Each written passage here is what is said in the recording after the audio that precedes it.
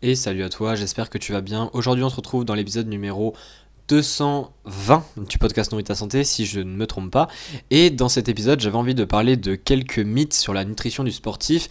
Et je vais donner 3 mythes ici dans cet épisode pour éviter d'en donner 40 000. L'idée, c'est évidemment que je t'en donne pas beaucoup, mais que tu retiennes quand même les mythes que je vais parler. Je préfère privilégier, on va dire, la qualité d'information plutôt que la quantité.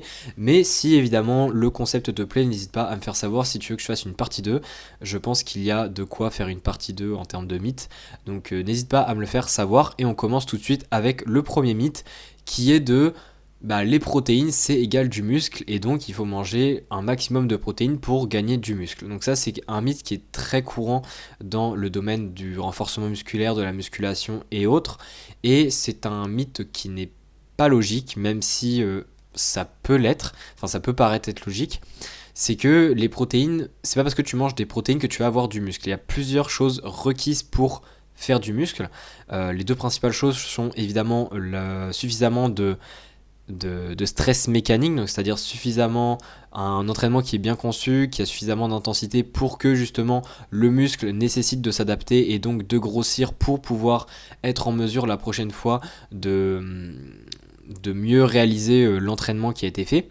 Et la deuxième chose, c'est aussi d'avoir une alimentation qui est suffisamment calorique, c'est-à-dire qui apporte suffisamment d'énergie pour que le corps puisse avoir un surplus énergétique en plus de ce qu'il utilise de base pour survivre, pour justement créer en fait ce nouveau muscle. Donc ça, ce sont les deux principales choses, mais évidemment au niveau de l'alimentation, ce qui est aussi important autre que l'aspect énergétique, c'est évidemment d'avoir suffisamment dans cet aspect énergétique là de protéines d'apporter dans la journée pour que ces protéines là qui justement servent à construire le muscle puissent être utilisées comme il faut. Mais évidemment ça a une limite, hein, cette approche de protéines égale muscle, puisque c'est pas parce que tu vas manger plus de protéines que tu vas faire plus de muscle. Il y a évidemment une limite à laquelle tu peux gagner du muscle en termes de progression, c'est-à-dire que tu peux pas juste par un aspect quantitatif de protéines augmenter plus rapidement la quantité de muscles créés, parce que déjà ça dépend de ton entraînement, et en plus de ça, ça dépend tout simplement aussi des limites du corps, hein, c'est-à-dire que notre corps ne peut pas à notre guise produire du muscle. Il y a évidemment une certaine patience à avoir et que ça se fait pas du jour au lendemain, donc ça c'est super important, et c'est pourquoi il n'est pas intéressant d'aller vers une alimentation hyper protéinée.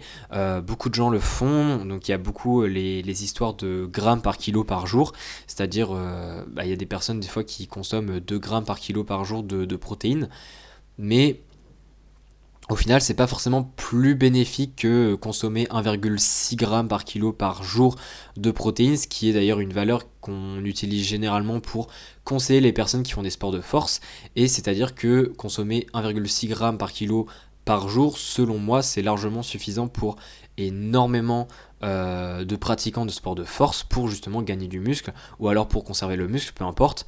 Mais pour moi, aller au-dessus de ça, ça concerne vraiment une minorité de gens, et aller au-dessus de 2 grammes par kilo par jour, je pense que ça concerne encore plus une minorité de gens.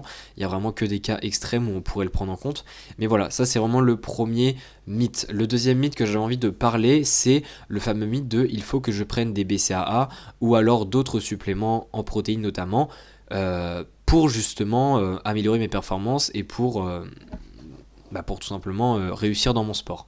Alors ça c'est encore une fois quelque chose qui est faux, et la réponse en fait elle est un petit peu dans l'idée, hein, parce que quand on décide de prendre un supplément en protéines ou un supplément peu importe qui est censé aider pour les performances sportives, on a tendance à vite oublier que c'est un supplément, et un supplément c'est fait pour supplémenter quelque chose qui existe déjà, et le problème c'est qu'au niveau de l'idée même, ces personnes là ont tendance à penser que c'est le supplément qui va créer le résultat, alors que c'est plutôt la base qu'on a déjà qui va créer le résultat avec un petit peu plus d'effet grâce au supplément. Donc c'est un peu l'idée en fait qui est mal comprise, alors que pourtant elle fait sens, et c'est pour ça qu'il est important à travers ce mythe de comprendre que les suppléments c'est la dernière chose qu'il faut mettre en place, et que dans un premier temps, ce qui est surtout important, c'est de bien solidifier sa base, c'est-à-dire d'avoir une alimentation qui est équilibrée, qui a suffisamment de protéines, comme je l'ai dit avant, 1,6 g par kilo de poids de corps, avec un entraînement qui est évidemment bien adapté. Voilà, tout ça, c'est évidemment à mettre en place correctement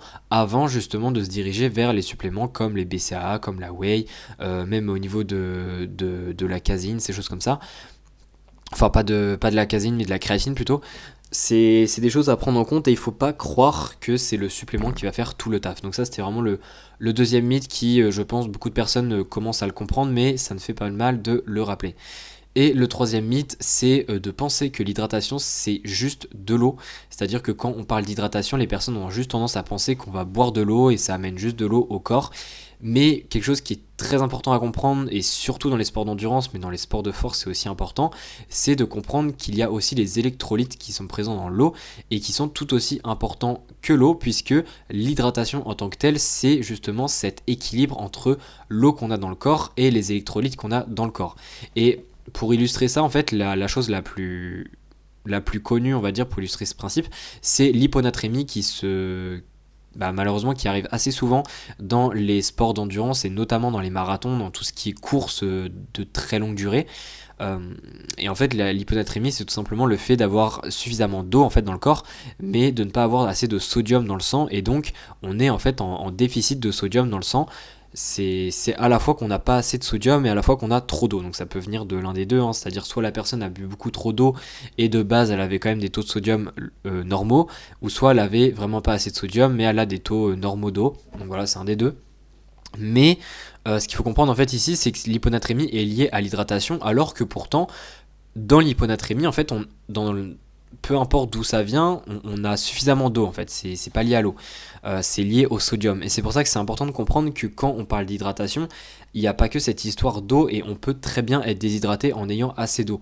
Parce que si on a assez d'eau mais qu'on n'a pas assez de sodium, on va être déshydraté au final, puisque le sodium, lui, a un rôle, on va dire, enfin pas de stocker l'eau, mais de retenir l'eau dans le corps.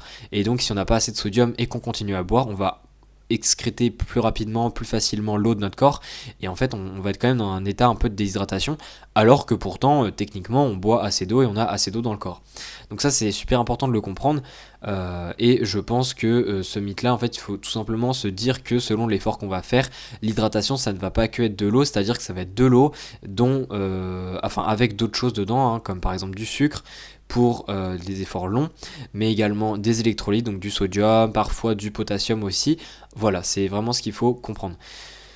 J'en ai fini pour les 3 mythes. Alors si tu veux aller plus loin, d'ailleurs au niveau du sport, j'ai fait un guide des repas autour de ta séance, donc c'est un PDF qui renferme plein de conseils pour que tu puisses structurer tes repas autour de tes séances, donc c'est-à-dire ton pré-workout, ton post-workout, mais aussi un petit peu ton intra-workout.